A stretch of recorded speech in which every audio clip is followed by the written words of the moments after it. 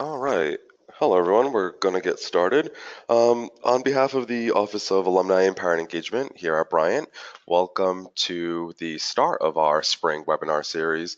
Even though we have a couple of weeks to go before we actually go into spring, it doesn't feel like spring with the snowstorm about to hit us in New England, but we hope everyone is comfortable and ready to get started. Just a couple of pointers for today's webinar. It should last around 30-45 minutes. All participants are in a listen-only mode. However, we do encourage you to comment and ask questions using the question and answer feature. So that's located in the lower right-hand corner of your screen. As you can see, or you'll see shortly, this webinar will utilize a live video feed. We actually have our presenter on campus today, which is fantastic. The video can be resized based on your preferences. Just simply click and drag the divider located in between the video and the slideshow. And after today's presentation, you'll receive a very brief survey. Please take a moment to provide your feedback. Your comments are valuable as we expand our professional development programs for the Bryant community. All right, so let me introduce our speaker. By the way, my name is Tyler Brum, class of 2013 grad. I have been in the Office of Alumni Engagement for almost 4 years now, working on our alumni events, and I have the privilege of assisting with our webinar program. And I have with me today John Logan. He's a 2016 grad, originally from Boston. Before John turned 24 years old, he hosted his own show on Patriots.com. He performed at America's Got Talent. He presented at the Forbes Live Summit, published 2 books, and was invited to be a TEDx speaker for 3 different events. I mean, talk about overachiever. John is a professional keynote speaker and magician who travels to leadership conferences. He showcases his 5 years of primary and secondary research from his travels throughout the US when he interviewed award-winning entertainers on their brainstorming process. Combining magic, creativity, and entrepreneurial skills, John's keynote presentations are educational yet interactive with audience participation. Without further ado, I'm going to switch gears and turn things over to John. And yeah, John, take it away. We're excited to have you. Cool. Well, thanks for the intro, Tyler. Appreciate it. So my name is John Logan, and I graduated in 2016. I'm a magician. I do keynote talks now, and I've been very fortunate to meet a lot of cool people and travel a lot, doing what I do. So I figured, when Tyler asked me to do this webinar, I thought it'd be pretty cool. I've never done a webinar before. I've seen webinars, so it's gonna be kind of new for me. So just bear with me if I mess up. But here's my little t-shirt, Impossible's Just a Word. As you'll see, this will be the whole theme throughout the talk today. And you can follow me on social right there, John Logan32 on Instagram, Twitter, Logan32. I'll follow you back, don't worry.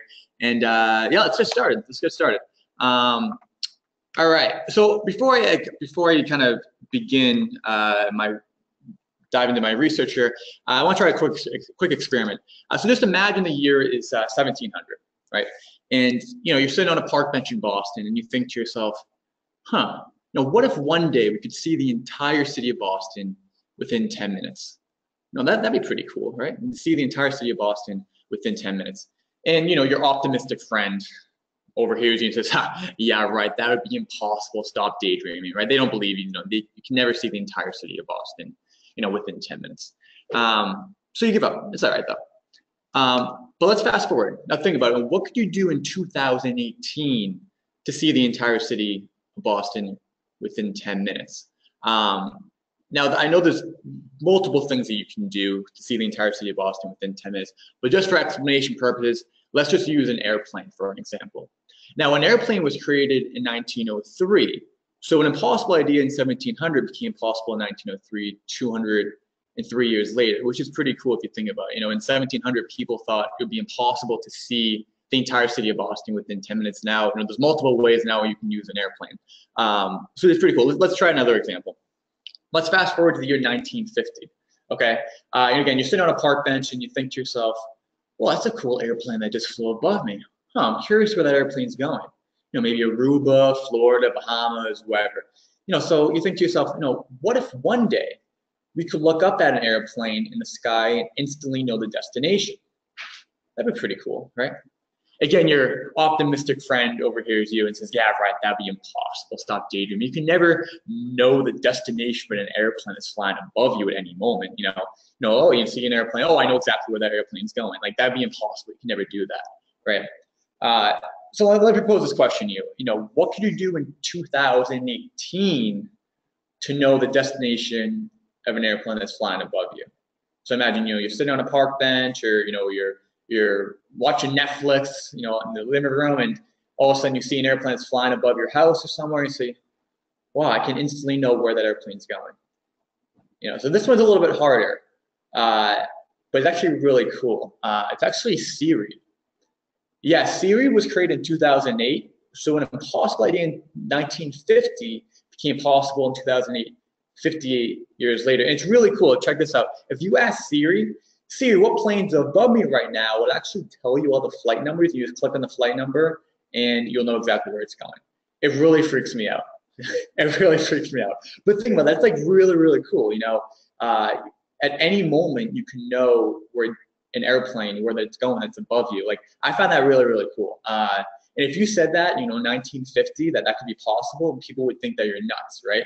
But it's cool how the technology nowadays just adapts so we can do that. Let's do one more example. This one might be a little bit easier, but let's see if we can get it. So imagine the year 2000, and you're sitting on a park bench and you're an athlete. You say, man, what if one day I could become one of the greatest athletes of all time, even though I came in dead last in all the drills during my tryout? I want to become one of the best athletes of all time, even though during my tryouts I came in dead last, right? Again, your friend says, yeah, right, that'd be impossible. Stop daydreaming. You can't do that. If you came in dead last, there's no way you can become one of the best athletes of all time. Yeah, right. Man, you're a great friend you have, right? So is it possible to become one of the greatest athletes of all time, even though you came in dead last during your tryouts? And maybe you're getting the theme here. If you're a Patriots fan, maybe you instantly know it, but yes, it's Tom Brady. 2000 was his tryout year, during the NFL draft. It's actually having the NFL draft right now. And, all the people were saying, oh, this guy's too fat, too slow, he can't throw, he's not going to be any good. Don't even draft him.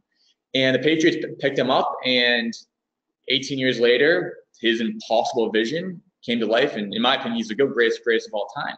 So it's really cool, with enough determination, motivation, you can actually, achieve things that people can tell you that's impossible, right? So why am I telling you this? I just always remember that what if visions and concepts that may seem impossible could become a reality one day.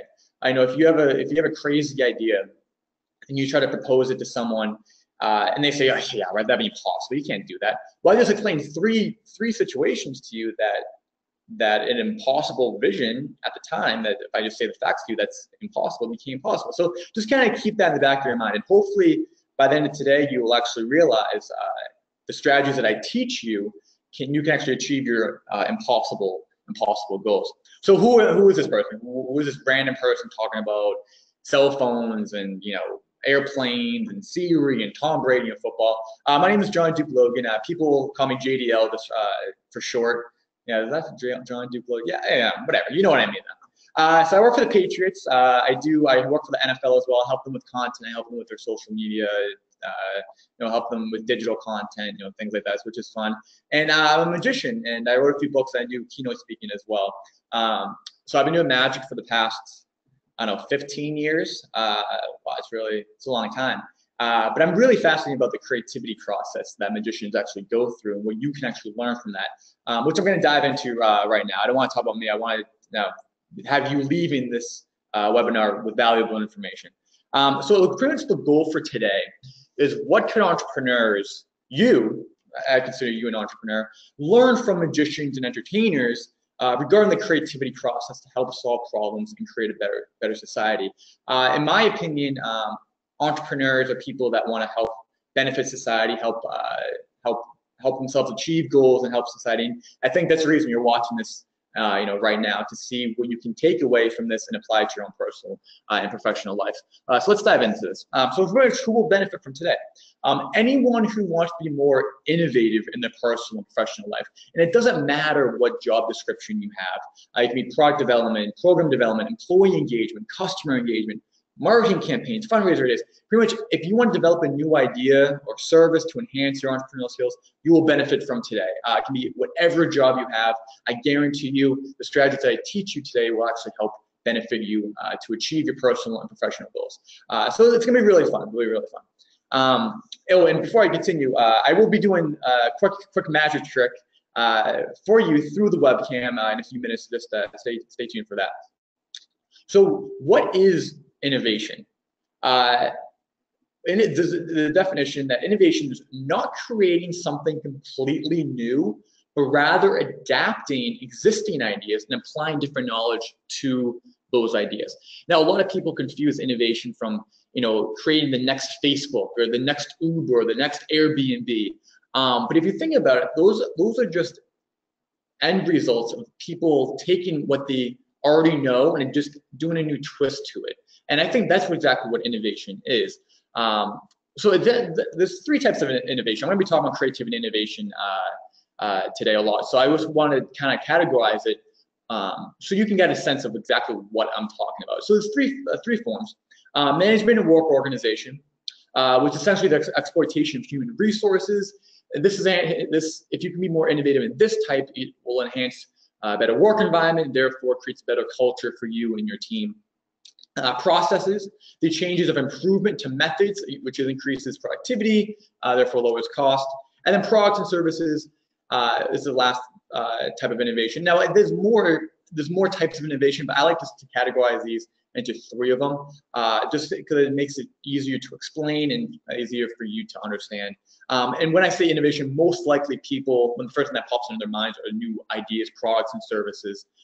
So developing new products and services opens up new markets, leads to consumer interaction, and therefore helps with societal problem solving. So when I explain it, you can adapt the strategies I'm going to teach you today to any of these three types of innovation. Okay.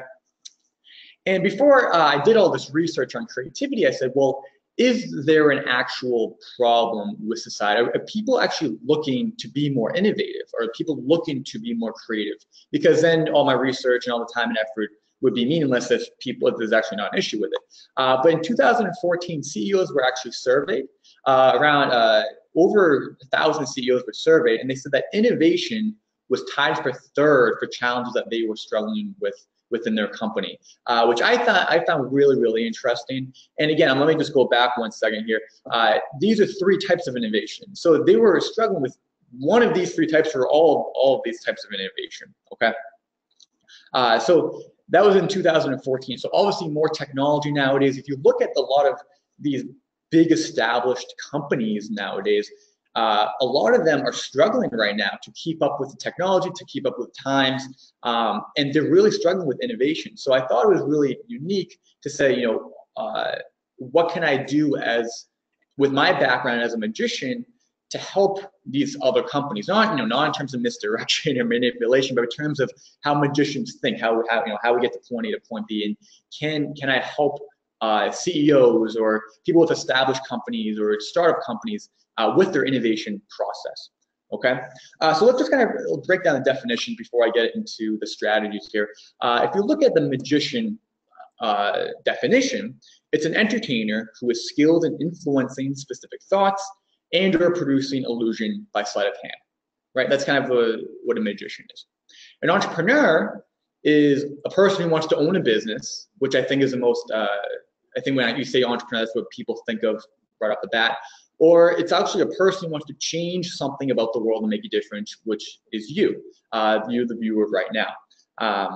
And I said that beforehand, that I think anyone who wants to better themselves and better society in a creative way, in my opinion, is an entrepreneur. So that essentially right in the middle of today's goal, how can we merge the two together? Magicians helping entrepreneurs helping magicians to help further the professional career and the personal career. So I did about 5 years of primary and secondary research. I pretty much flew around the country, very, very lucky to interview some of the world's most creative entertainers and magicians up to date. It's really cool. If you Google these names, you'll see that they have their own TV shows. They've won numerous creativity awards, and they've worked with big names such as David Blaine, David Copperfield, Penn and Teller, Lance Burton, a lot of big name magicians. They've worked hand in hand. They've developed ideas for the most successful magicians of all time. So when I reached out to them, I said, I'm trying to do research on your creativity process. They fell in love with the idea because they really knew that the thought process of entertainers can help entrepreneurs. So I'm just going to go briefly just go through each person. Again, I interviewed about 100 people, but I just highlighted about 8 of them here. I'm just going to briefly go through it just so you can understand their background. So when I mention them again, or when I mention the strategies, you understand where they're coming from. So Eugene Berger, he actually recently passed away, but he's a very, very successful magician. He's wrote numerous books on creativity. He's very into the philosophy about magic and the psychology and why magic works and the communication techniques, which is really unique. And next to him, we have Kayla Drescher. She's one of the most successful female magicians in the world. She actually won a contest that was hosted by David Copperfield. If you don't know who David Copperfield is, he's one of the most successful solo entertainers throughout history. He's a very, very successful magician, and he held a contest, and Kayla Drescher won the contest, and she was actually on the Today Show with David Copperfield, which is really, really cool. So she's very, very successful. Paul Green, he works with a lot of corporate and trade shows, so he actually uses magic to draw people to the trade show booth, and then directly helps people, make business decisions, things like that. But using magic as kind of an icebreaker. So it was really cool talking to him. Next time we have Justin Willman. If you actually watch the show called Cupcake Wars, he's the host of Cupcake Wars, and he's actually a magician as well. And he started being a magician and being a comedian, and then they hired him for his entertainment background to be the host of Cupcake Wars, which is really cool. Then down below we have Joel Ward. He was on the show Penn and Teller Fool Us. He's a very, very successful magician. Safi Zak, he's actually my own personal consultant. He's probably one of the most creative people I've ever met in my life. The ideas that he develops are just absolutely insane. Next to him, we have Jonathan Levitt. He has his own show at the Magic Castle, which is in Los Angeles. He's wrote numerous books on creativity. He's been on he's consulted a few TV shows. He's a keynote speaker. He's very successful as well. And then finally, we have Doug McKenzie. If you know who David Blaine is, Doug McKenzie actually works right with David Blaine. So a lot of the tricks that you see on David Blaine's street magic show or the stage show, he helped. Most likely, he had a say in how to perform the routine. So just this quick summary of a few of the people I interviewed, just so you can get a context of where my research is actually coming from. So let's move on. I'm just going to go through this really briefly, but after I did all the research, I realized that there is actually a connection of how we solve problems. So let's go through the first off. So what needs to be solved? In a magician's perspective, we would say, okay, well, what tricks should I create to entertain my audience? Okay, and then entrepreneur's perspective, same idea. What problem is society looking to solve? All right. The next stage would be, how do we solve it? In a magician's perspective, we say, well, how do I create a method for this perceived effect? An entrepreneur would say, what idea would solve this problem? Okay. The next obstacle will be, okay, how do we hide the secret or solution so others can't duplicate it? And a magician would say, what actions do I need to do to cover up the method of the routine so the audience doesn't know I'm doing it? Entrepreneurs would say, well, what are my advantages that I have and my team has that other people don't have? Okay. And then finally, the last one, which I think is the most important one, how do we sell the experience? In a magician's perspective, we'd say, what can I do differently to make sure my audience remembers me? And an entrepreneur would say, well, how can I successfully showcase my idea to society so my target market doesn't go to the competitors? How do we differentiate ourselves? Okay, so if you look at it, we actually think a lot alike. Let me just quickly go back to these definitions right here, and you'll say, okay, well, you really don't see a lot of similarities, but now that But now that I go through these obstacles, we say, okay, well, we actually have the same type of problem-solving process, okay? So I did all the research, and then I realized that there are three types of magicians in this world. We have the creator magician. They're all about creating, creating material to create for others. Maybe they're the scientist, the prop inventor. They're mainly the people that are behind the scenes developing the routines, that don't really get the face time in front of the camera. And then let's skip over to the performer magician. The performer magician is all about connecting with the people in front of the curtain that perform from the creators. They're the showman, they're the script writer, they're the person that's in front of the curtain that gets all the airtime. And then right in the middle, we have what's called the creator performer magician. And they do a little bit of everything. They're about creating their own material, performing other people's material, the jack of all trades, soul art. They do a little bit of everything, okay? And after I did more research on creativity, if you think about it, that's exactly how entrepreneurs think as well. And we have the creator entrepreneur. It's all about problem solving. They create solutions. They're the inventor, they're the app developer, the people that want to solve a problem society has. And then we have the performer entrepreneur, who's all about relationship building, creates the connections, and maybe the salesman, maybe the social media. It's about relationship building, right? I think right in the middle, we have what's called the creative performer entrepreneur. Their focus is on connecting. They're creating and connecting. They create opportunities and build relationships with the jack of all trades. Maybe the founder, the CEO, they kind of have their hands in a little bit of everything. And I want to emphasize that not one type is better or worse than the other type. I do want to emphasize that. Now, I'm sure most of you fall into one of these three categories. You may not know what category you fall in right now, but the more you interact with people and the more you do things, you realize, okay, well, maybe I am the creator, or I am the performer, or I am the creator and the performer, a little bit of both. But I do want to emphasize that not one category is better or worse than the other. In order to have a very successful team, you need to have at least one of them on each team. Okay. So after everything, I created what's called the magician entrepreneurial journey. And I realized that magicians think this way, and then entrepreneurs think this way as well, right? So the stage one is what's called brainstorming. It's like, well, what if we could do this? What if we could do that? Would it be cool if we could do this? Okay. And then it's creating the context. Stage two is creating the context, which means, okay, well, we have this idea, then how can we relate it to the public? How can we make it relatable? Creating the context around it. And then the third stage is communicate the idea. So as a magician, this would be me maybe going out and performing the idea, performing the trick on stage. On an entrepreneur's perspective, maybe this is building the prototype, or maybe it's talking to people about the idea, something like that.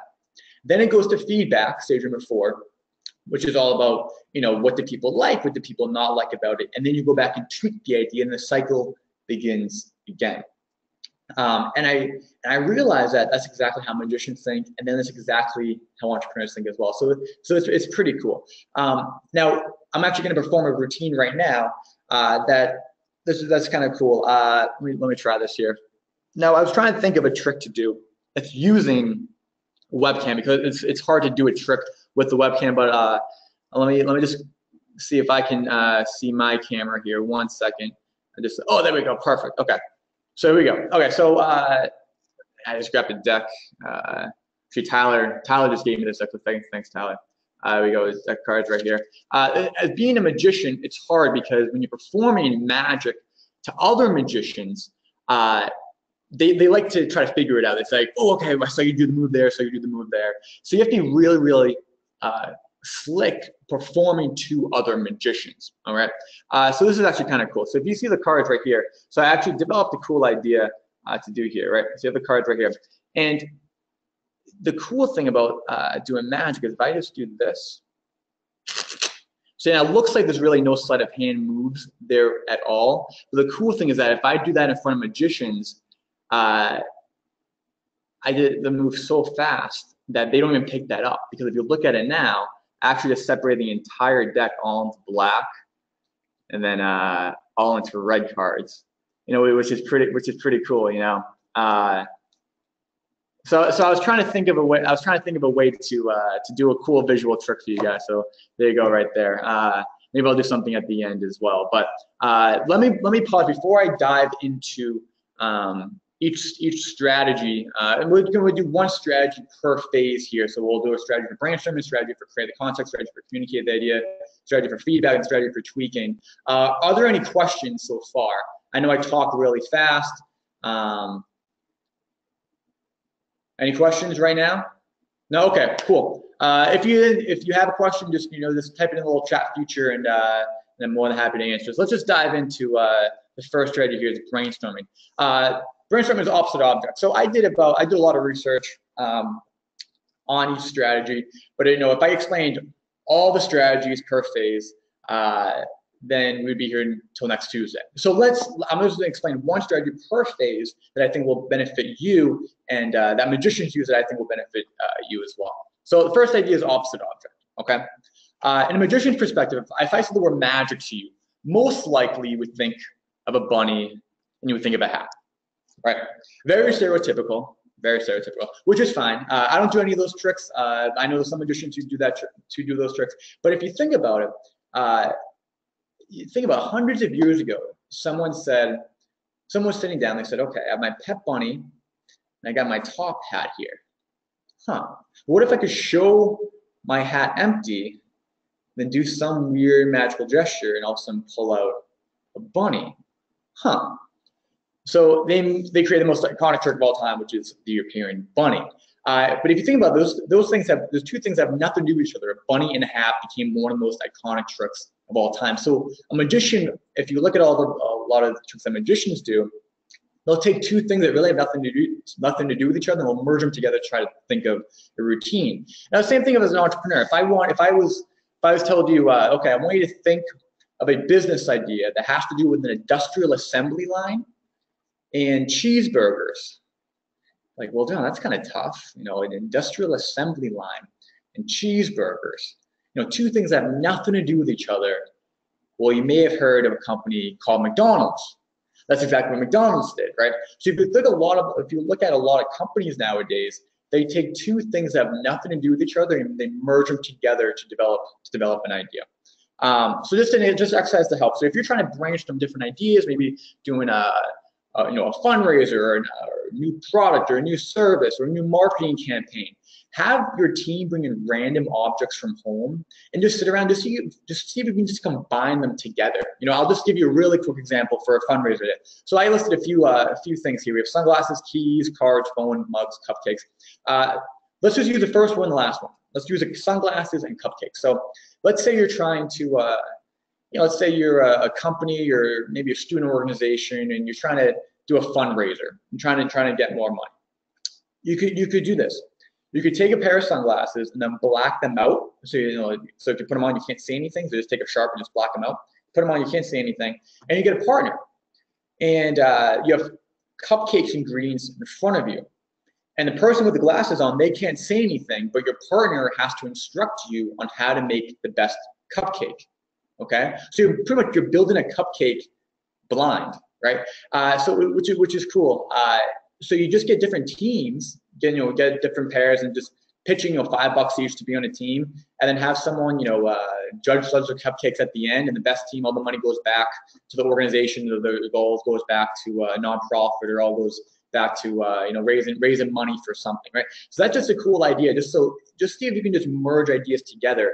And if you look at a lot of products and services nowadays, that's what they do. They just merge two things that have really nothing to do with each other and merge them together. So that's a quick idea. Let's move on to creating the context. One clever strategy is called storytelling, right? So tell a story. Now, in a magician's perspective, as a magician, I want to bring you on a roller coaster ride filled with emotions. That is my job as a magician. With the routine I just did, I was talking about performing to other magicians and trying to hide the secret for them and not doing a lot of sleight of hand. So it's kind of building a context within the routine. So that's what if you look at a lot of tricks that magicians do nowadays, maybe you're watching on TV or you go to a magic show. It's not just they're just not performing a trick to you. They're telling a story with the routine. So you'll just pick that up, and the more that magicians, the more that you watch magicians and watch magic shows, you realize that that's what they do. They actually tell a story to create a context around the idea. An entrepreneur's perspective, that's what commercials are for. That's what advertisements are for. That's what billboards are for. They're trying to sell you an idea within 30 seconds or 60 seconds. Brand characters, Tony the Tiger, Ronald McDonald, they're using a mascot to try to tell a story with the idea, right?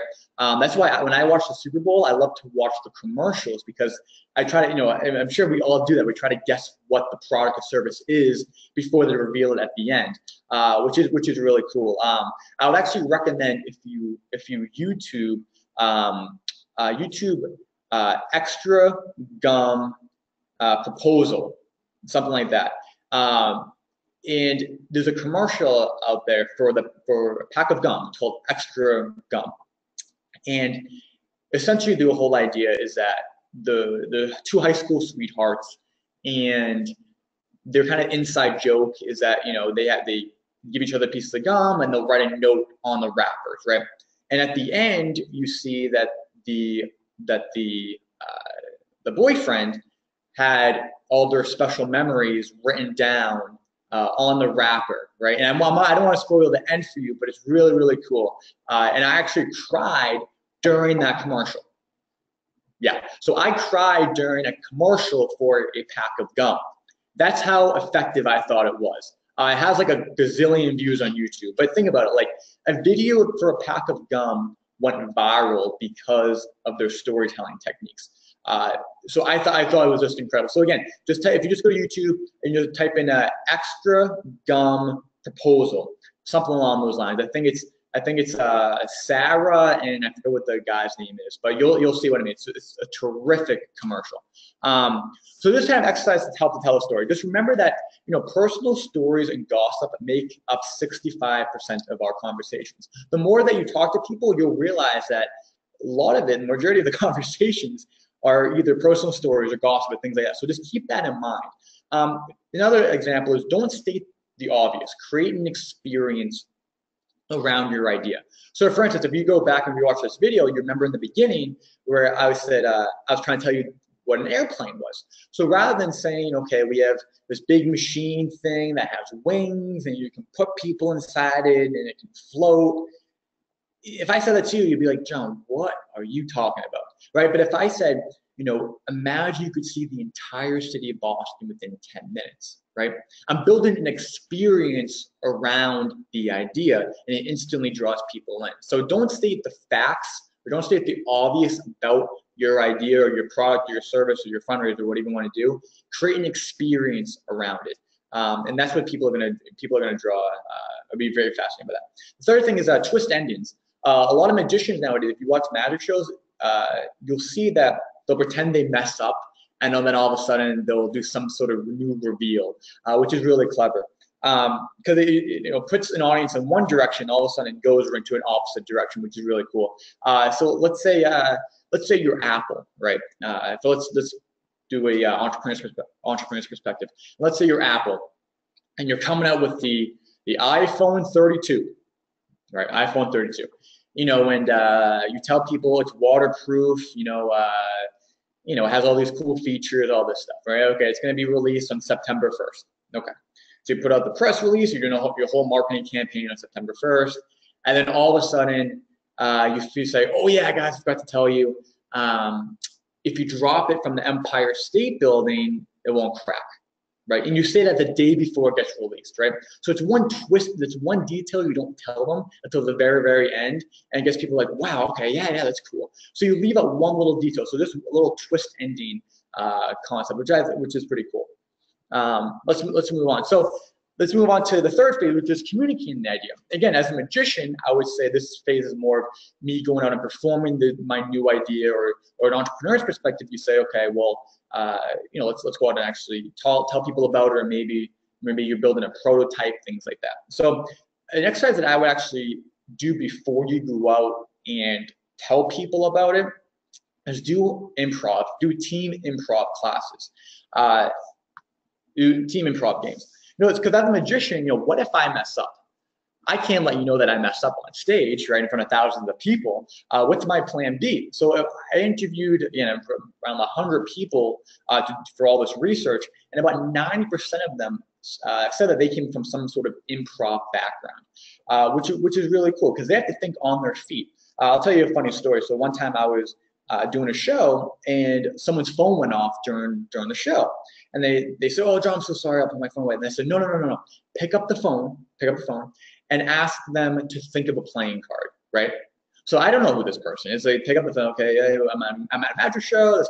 This weird kid named John Logan. He wants to do a trick. He wants to do a thing with a card, right? And over the phone, I guessed what card that person was thinking of.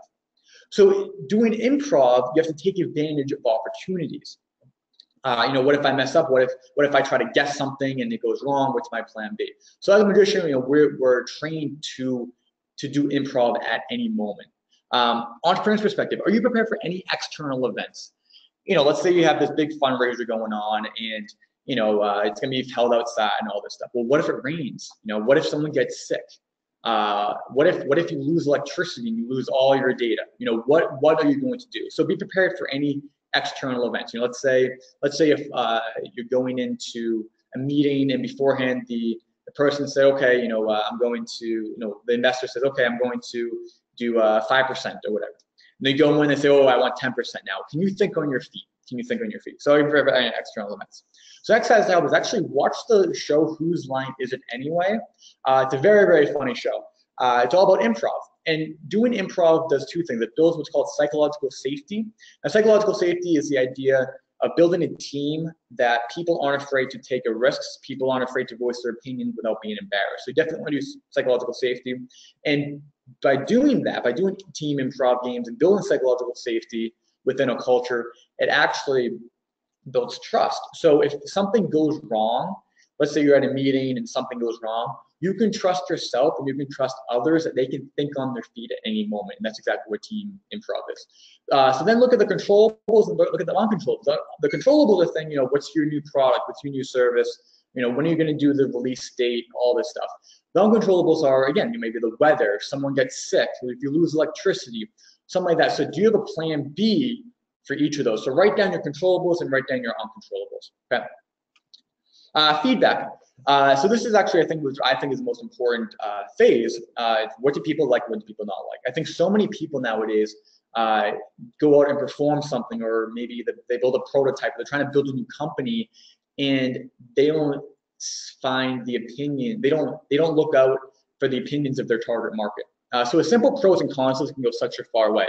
So as a magician, after every show, after every keynote I do, I say, I write down, okay, what went right, what didn't go right. Okay, what did people like, what would I change, okay? So that's what I do for every routine. So I build and build and build to make it better and better and better. An entrepreneur's perspective, do pros and cons. What happened so far? What did people like about your prototype? What did people like about your idea? What would people change? Things like that. Just this, I know it, people say to do pros and cons lists all the time, but I swear they really are helpful. So ask people, what do people like about your idea? What do people not like? Or don't get offensive when people say, John, this idea is shitty, or that idea sucks. That was an awful trick. I like that. I like when people don't like things. So I can say, okay, what would I change? So don't get offended when people have suggestions for you, or give you constructive criticism, or tell you that something's really, really bad, because they're there to help you. Okay, well, at least that's how I view it. So just exercise type, while you're creating something that people actually want, do surveys. What worked, what didn't work, why. After every show, I do a survey. What do people like, what do people not like? Same thing with entrepreneur. Do surveys. Like I said, I think so many people tend to waste so many money and resources and effort building something that people don't actually want. Okay. And then the last phase is tweaking. This is a really clever strategy. It's called change one word. Let's go through a trick that I do. During my show, I have someone take out a card and they put it back in the middle of the deck. I have them sign it, put it back in the middle of the deck. I keep the deck and I throw it onto the ceiling, and their card gets stuck onto the ceiling. So we condense it as card to ceiling. Okay. Let's change one word. Rather than card to ceiling, we do card to wall.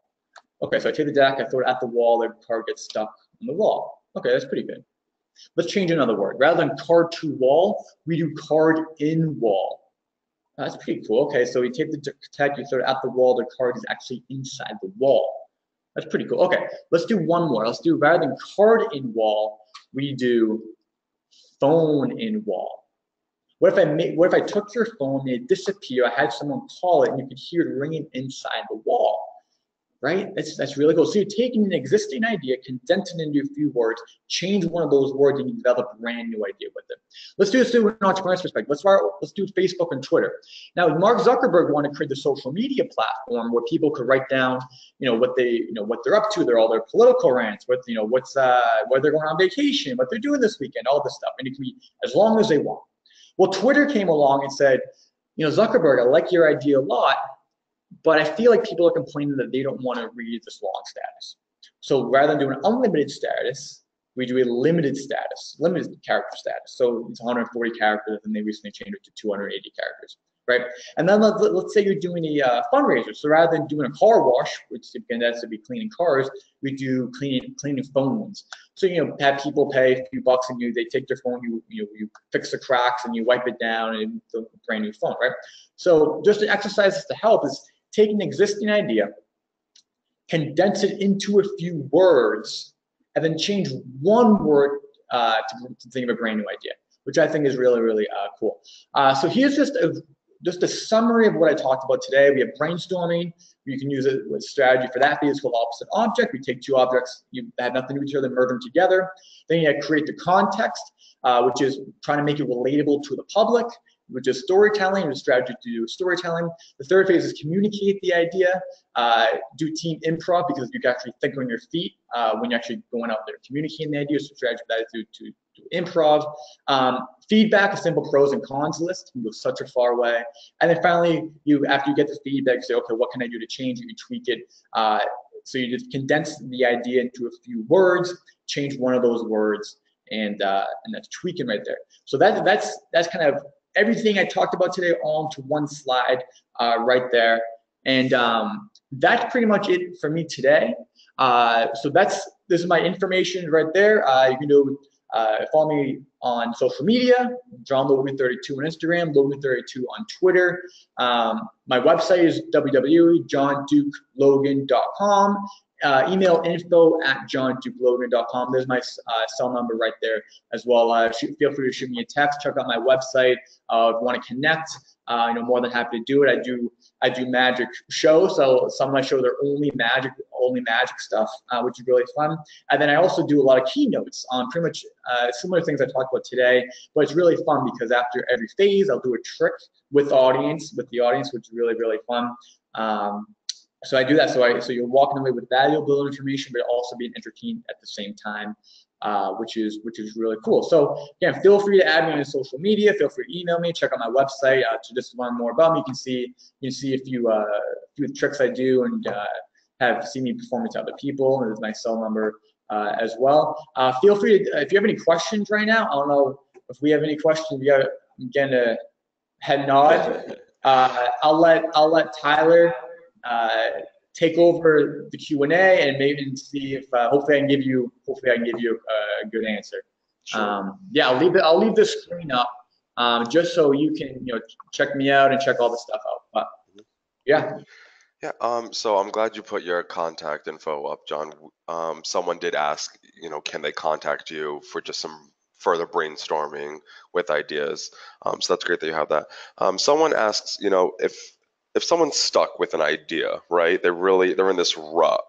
Do you have any advice that you can give them to get to the next step? So someone who's stuck in life, whether it's their job or whatever, how do they get out of the rut?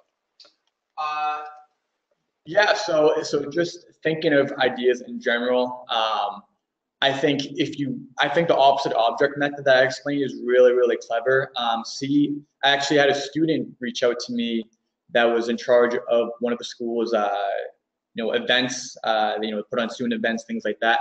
And after I did my keynote, they went back and they used the opposite object method, and they said they came out with like 15 new ideas that they want to do for student activities. So that's a really cool idea to do. Just literally just sit down one day and just write down all the objects that are that in front of you, like, deck of cards, phone, coffee mug, chair, table, right? And see if you can develop, just merge them together. It'd be hard at first, so that's one idea. And then I like to just talk to people, because a lot of things that, a lot of new ideas that come to me are things that I wouldn't even think of.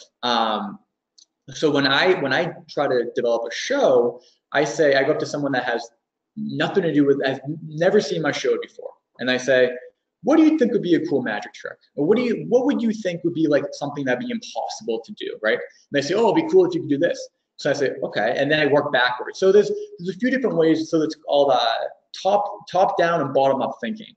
So it's either you can think of, you have a vision in your head, you say, okay, well, here's my end result, and you walk backwards.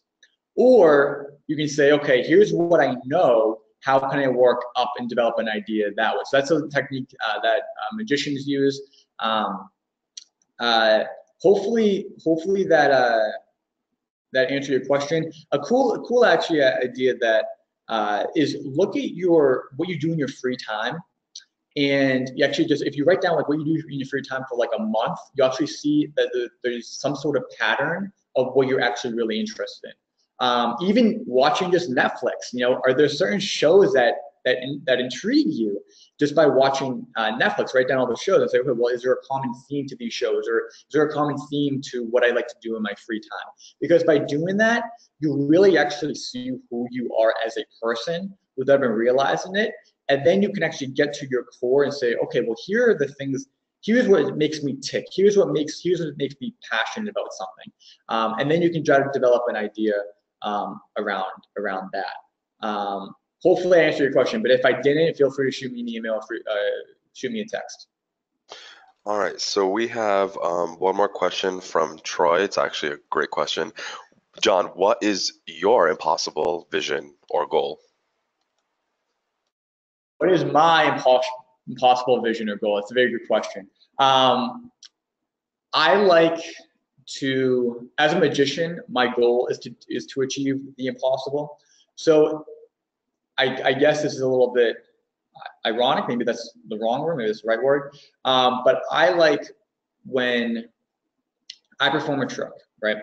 And at the end, my whole theme is that impossible is just a word. The reason I say that is because if you have a goal in your life that you think is impossible to achieve, maybe it's something in your bucket list, maybe it's a personal goal, maybe it's a professional goal that you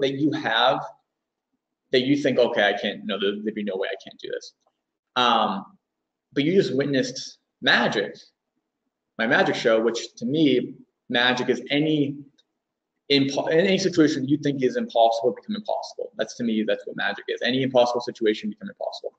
So if you have a goal in your life that you think is impossible to achieve, but you just witness magic, which again is the impossible become impossible, you'd be contradicting yourself if you think that your goal in life would be impossible to achieve.